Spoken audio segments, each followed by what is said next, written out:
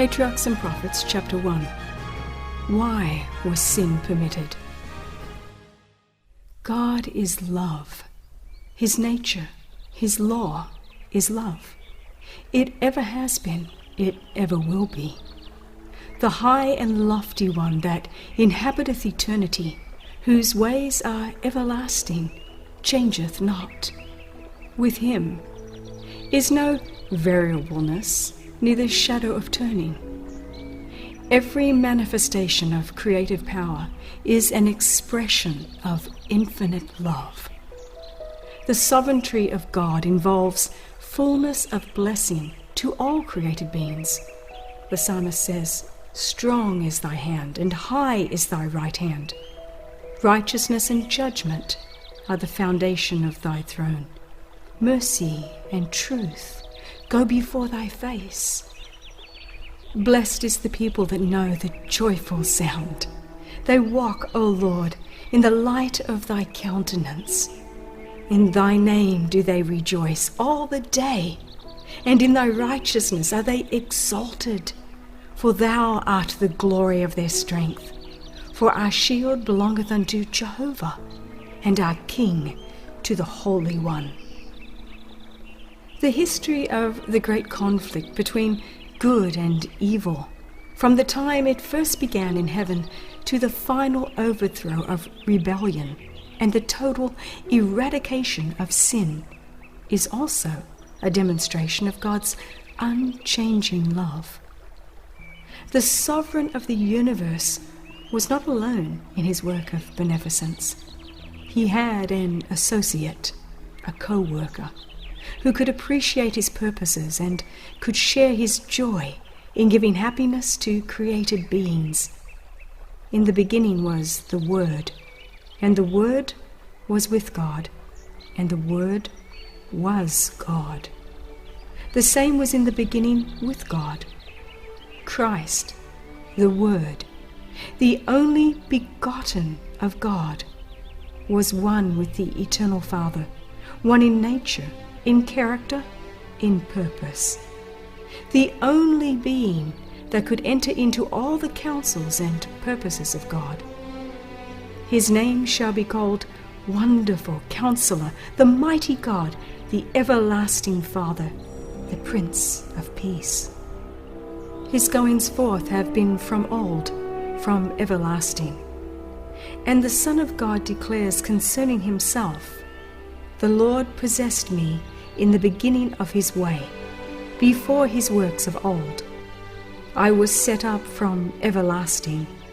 When he appointed the foundations of the earth, then I was by him, as one brought up with him, and I was daily his delight, rejoicing always before him." The Father wrought by his Son in the creation of all heavenly beings. By him were all things created, whether they be thrones or dominions or principalities or powers. All things were created by him and for him. Angels are God's ministers, radiant with the light ever flowing from his presence and speeding on rapid wing to execute his will. But the Son, the anointed of God, the express image of his person, the brightness of his glory, upholding all things by the word of his power, holds supremacy over them all. A glorious high throne from the beginning was the place of his sanctuary, a scepter of righteousness, the scepter of his kingdom. Honor and majesty are before him, strength and beauty are in his sanctuary.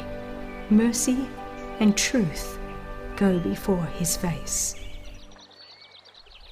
The law of love being the foundation of the government of God, the happiness of all intelligent beings depends upon their perfect accord with its great principles of righteousness. God desires from all his creatures the service of love, service that springs from an appreciation of his character. He takes no pleasure in forced obedience. and to all he grants freedom of will, that they may render him voluntary service. So long as all created beings acknowledged the allegiance of love, there was perfect harmony throughout the universe of God. It was the joy of the heavenly host to fulfill the purpose of their Creator. They delighted in reflecting his glory and showing forth his praise. And while love to God was supreme, love for one another was confiding and unselfish. There was no note of discord to mar the celestial harmonies. But a change came over this happy state. There was one who perverted the freedom that God had granted to his creatures. Sin originated with him who, next to Christ, had been most honored of God and was highest in power and glory among the inhabitants of heaven.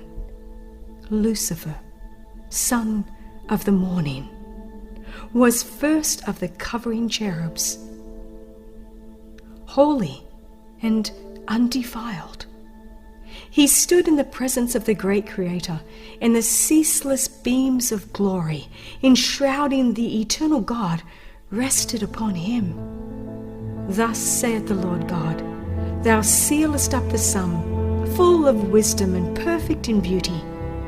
Thou hast been in Eden, the garden of God. Every precious stone was thy covering. Thou art the anointed cherub that covereth, and I have set thee so. Thou wast upon the holy mountain of God. Thou hast walked up and down in the midst of the stones of fire. Thou wast perfect in thy ways, from the day that thou wast created, till iniquity was found in thee. Little by little, Lucifer came to indulge the desire for self-exaltation. The scripture says, Thine heart was lifted up because of thy beauty. Thou hast corrupted thy wisdom by reason of thy brightness. Thou hast said in thine heart, I will exalt my throne above the stars of God. I will be like the Most High. Though all his glory was from God, this mighty angel came to regard it as pertaining to himself. Not content with his position, though honored above the heavenly host, he ventured to covet homage due alone to the Creator. Instead of seeking to make God supreme in the affections and allegiance of all created beings, it was his endeavor to secure their service and loyalty to himself.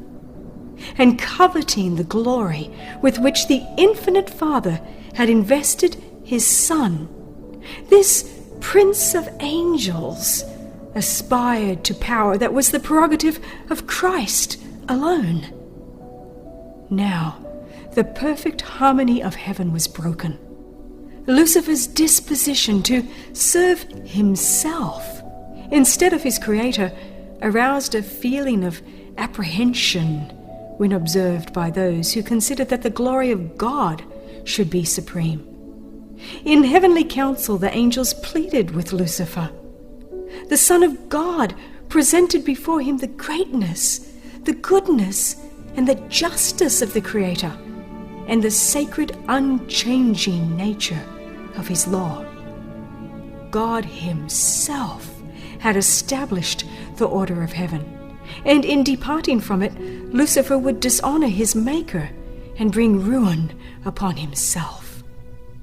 But the warning, given in infinite love and mercy, only aroused a spirit of resistance.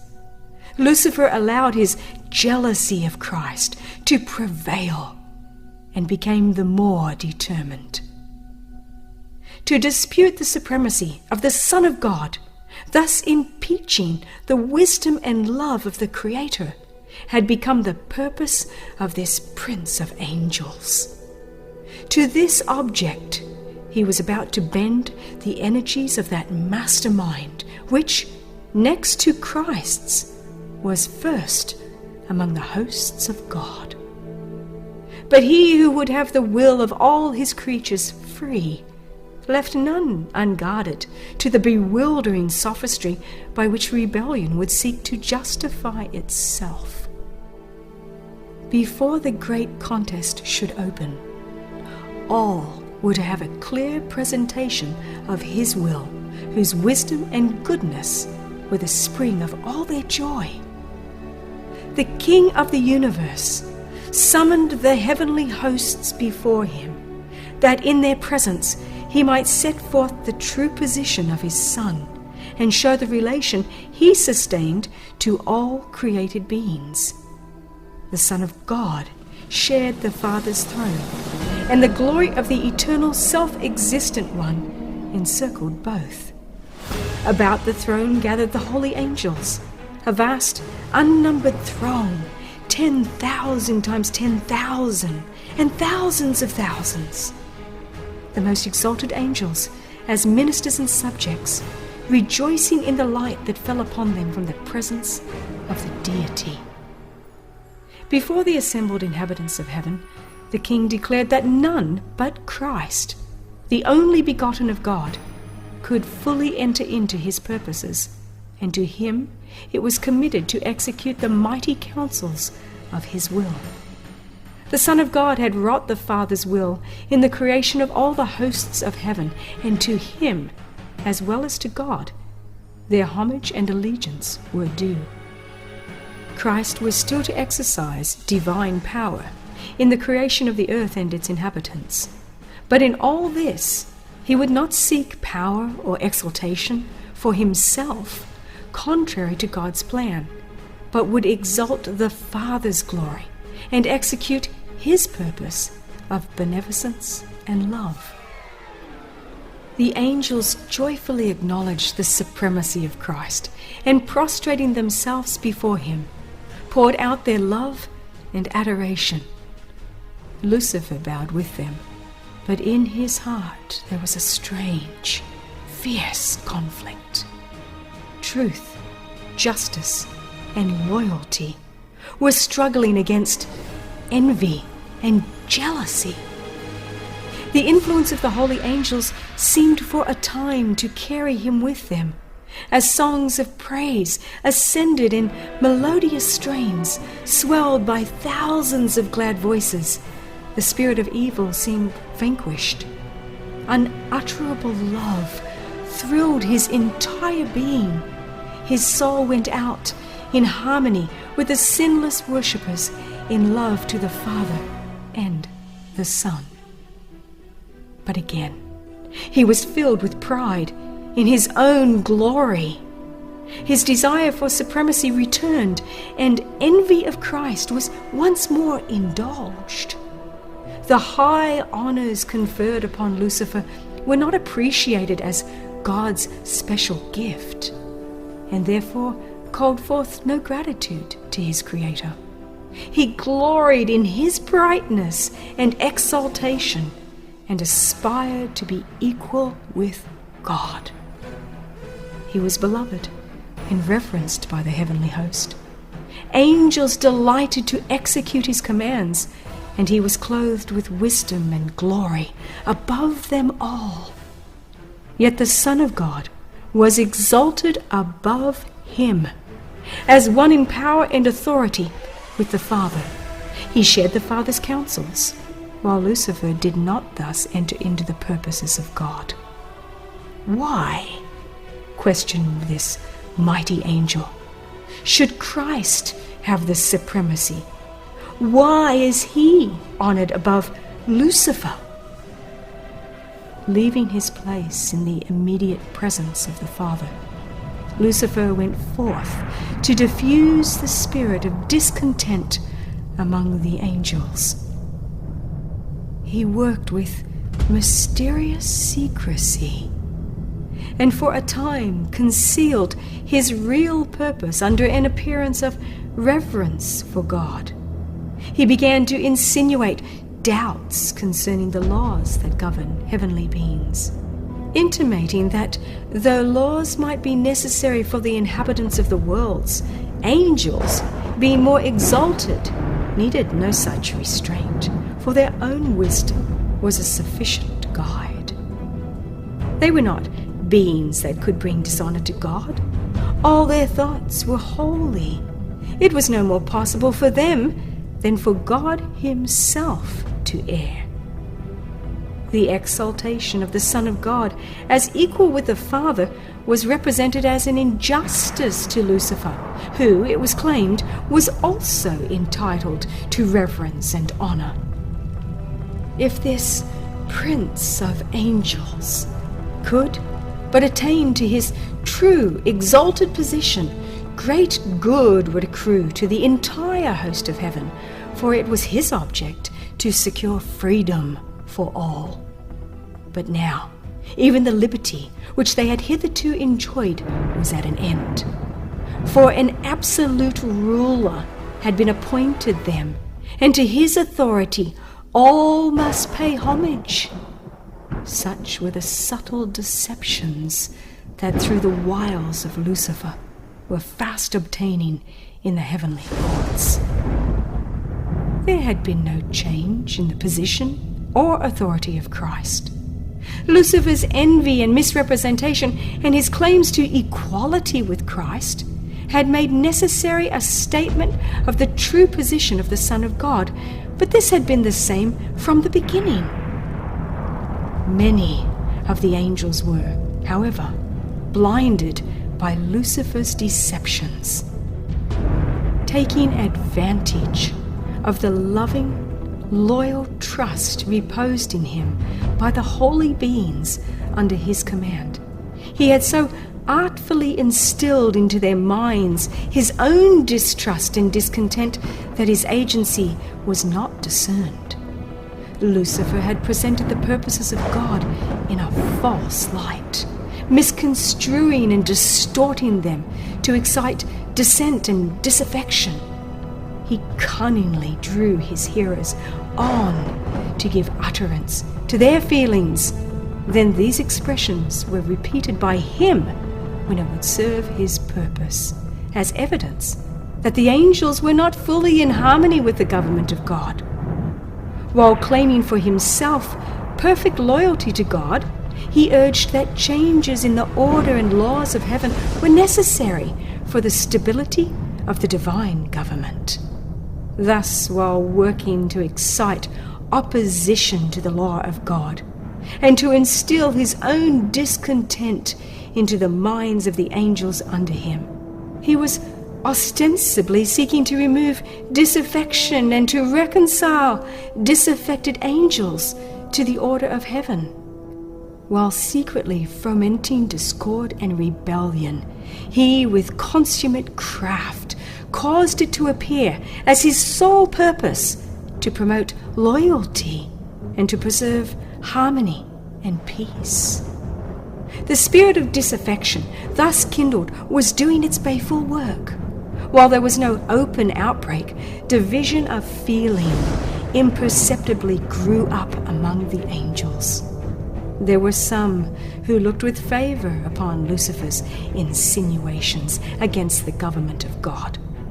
Although they had heretofore been in perfect harmony with the order which God had established, they were now discontented and unhappy because they could not penetrate his unsearchable counsels. They were dissatisfied with his purpose in exalting Christ. These stood ready to second Lucifer's demand for equal authority with the Son of God. But angels who were loyal and true maintained the wisdom and justice of the divine decree and endeavored to reconcile this disaffected being to the will of God. Christ was the Son of God.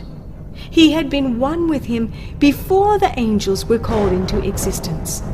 He had ever stood at the right hand of the Father. His supremacy, so full of blessing to all who came under its benignant control, had not heretofore been questioned. The harmony of heaven had never been interrupted. Wherefore should there now be discord? The loyal angels could see only terrible consequences from this dissension, and with earnest entreaty they counseled the disaffected ones to renounce their purpose and prove themselves loyal to God by fidelity to his government. In great mercy, according to his divine character, God bore long with Lucifer. The spirit of discontent and disaffection had never before been known in heaven. It was a new element, strange, mysterious, unaccountable. Lucifer himself had not at first been acquainted with the real nature of his feelings. For a time he had feared to express the workings and imaginings of his mind, yet he did not dismiss them. He did not see whither he was drifting. But such efforts as infinite love and wisdom only could devise were made to convince him of his error. His disaffection was proved to be without cause, and he was made to see what would be the result of persisting in revolt. Lucifer was convinced that he was in the wrong. He saw that the Lord is righteous in all his ways and holy in all his works, that the divine statutes are just, and that he ought to acknowledge them as such before all heaven. Had he done this, he might have saved himself and many angels. He had not at that time fully cast off his allegiance to God, though he had left his position as covering cherub. Yet, if he had been willing to return to God, acknowledging the Creator's wisdom and satisfied to fill the place appointed him in God's great plan, he would have been reinstated in his office. The time had come for a final decision. He must fully yield to the divine sovereignty or place himself in open rebellion. He nearly reached the decision to return, but pride forbade him. It was too great a sacrifice for one who had been so highly honored to confess that he had been in error, that his imaginings were false, and to yield to the authority which he had been working to prove unjust. A compassionate Creator, in yearning pity for Lucifer and his followers, was seeking to draw them back from the abyss of ruin into which they were about to plunge. But his mercy was misinterpreted. Lucifer pointed to the long suffering of God as an evidence of his own superiority, an indication that the King of the universe would yet accede to his terms. If the angels would stand firmly with him, he declared, they could yet gain all that they desired. He persistently defended his own course and fully committed himself to the great controversy against his Maker. Thus it was that Lucifer, the light bearer, the sharer of God's glory, the attendant of his throne, by transgression became Satan, the adversary of God and holy beings, and the destroyer of those whom heaven had committed to his guidance and guardianship. Rejecting with disdain the arguments and entreaties of the loyal angels, he denounced them as deluded slaves.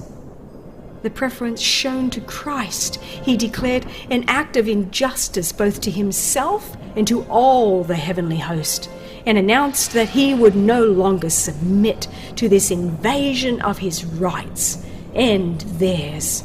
He would never again acknowledge the supremacy of Christ. He had determined to claim the honor which should have been given him and take command of all who would become his followers. And he promised those who would enter his ranks a new and better government under which all would enjoy freedom. Great numbers of the angels signified their purpose to accept him as their leader.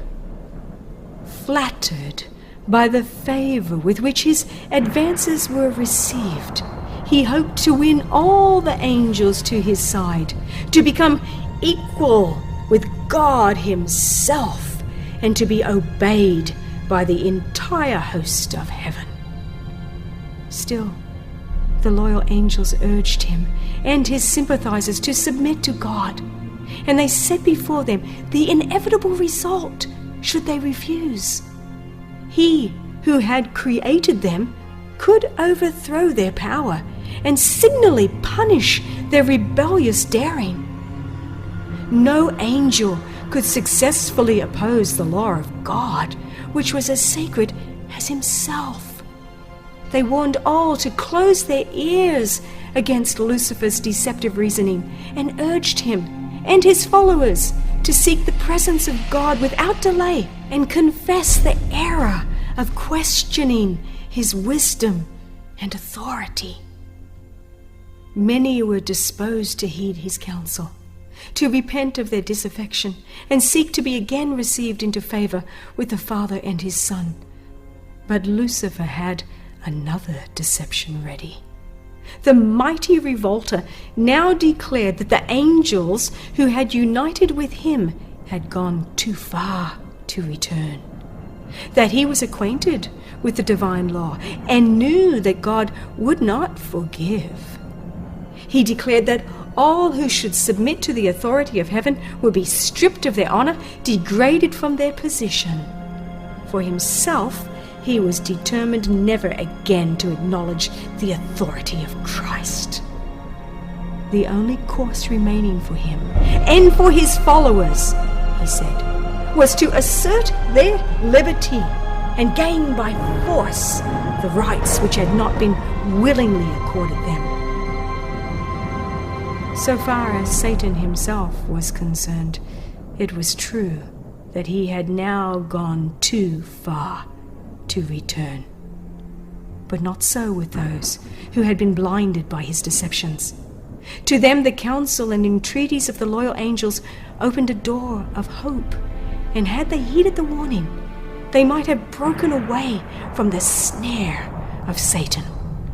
But pride, love for their leader, and the desire for unrestricted freedom were permitted to bear sway, and the pleadings of divine love and mercy were finally rejected. God permitted Satan to carry forward his work until the spirit of disaffection ripened into active revolt. It was necessary for his plans to be fully developed, that their true nature and tendency might be seen by all. Lucifer, as the anointed cherub, had been highly exalted. He was greatly loved by the heavenly beings, and his influence over them was strong. God's government included not only the inhabitants of heaven, but of all the worlds that he had created. And Lucifer had concluded that if he could carry the angels of heaven with him in rebellion, he could carry also all the worlds. He had artfully presented his side of the question, employing sophistry and fraud to secure his objects. His power to deceive was very great. By disguising himself in a cloak of falsehood, he had gained an advantage. All his acts were so clothed with mystery that it was difficult to disclose to the angels the true nature of his work. Until fully developed, it could not be made to appear the evil thing it was. His disaffection would not be seen to be rebellion. Even the loyal angels could not fully discern his character or see to what his work was leading. Lucifer had at first so conducted his temptations that he himself stood uncommitted. The angels whom he could not bring fully to his side, he accused of indifference to the interest of heavenly beings. The very work which he himself was doing, he charged upon the loyal angels. It was his policy to perplex with subtle arguments concerning the purposes of God. Everything that was simple he shrouded in mystery, and by artful perversion cast doubt upon the plainest statements of Jehovah. And his high position, so closely connected with the divine government, gave greater force to his misrepresentations. God could employ only such means as were consistent with truth and righteousness. Satan could use what God could not: flattery and deceit. He had sought to falsify the word of God and had misrepresented his plan of government, claiming that God was not just in imposing laws upon the angels, that in requiring submission and obedience from his creatures, he was seeking merely the exaltation of himself. It was therefore necessary to demonstrate before the inhabitants of heaven and all the worlds that God's government is just, his law perfect. Satan had made it appear that he himself was seeking to promote the good of the universe. The true character of the usurper and his real object must be understood by all. He must have time to manifest himself by his wicked works. The discord which his own course had caused in heaven, Satan charged upon the government of God.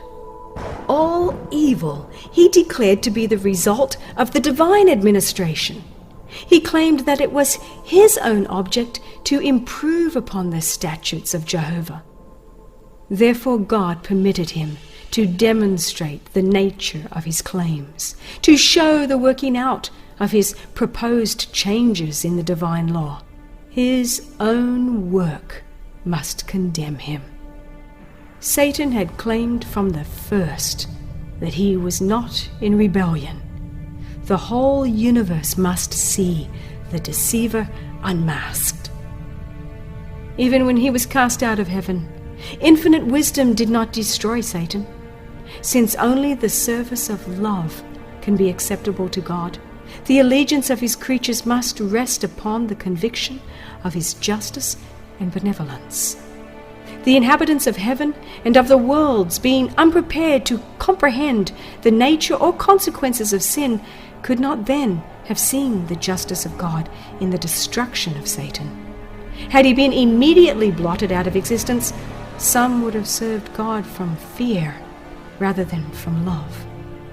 The influence of the deceiver would not have been fully destroyed, nor would the spirit of rebellion have been utterly eradicated.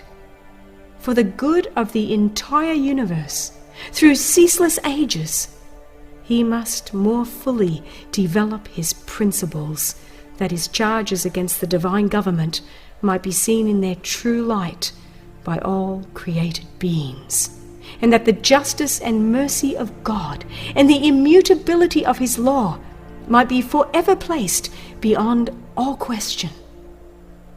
Satan's rebellion was to be a lesson to the universe through all coming ages, a perpetual testimony to the nature of sin and its terrible results. The working out of Satan's rule, its effect upon both men and angels, would show what must be the fruit of setting aside the divine authority. It would testify that with the existence of God's government is bound up the well-being of all the creatures he has made. Thus the history of this terrible experiment of rebellion was to be a perpetual safeguard to all holy beings, to prevent them from being deceived as to the nature of transgression, to save them from committing sin and suffering its penalty. He that ruleth in the heavens is the one who sees the end from the beginning, the one before whom the mysteries of the past and of the future are alike outspread, and who, beyond the woe and darkness and ruin that sin has wrought, beholds the accomplishment of his own purposes of love and blessing. Though clouds and darkness are round about him, righteousness and judgment are the foundation of his throne. And this, the inhabitants of the universe, both loyal and disloyal, will one day understand. His work is perfect, for all his ways are judgment. A God of truth and without iniquity, just and right is he.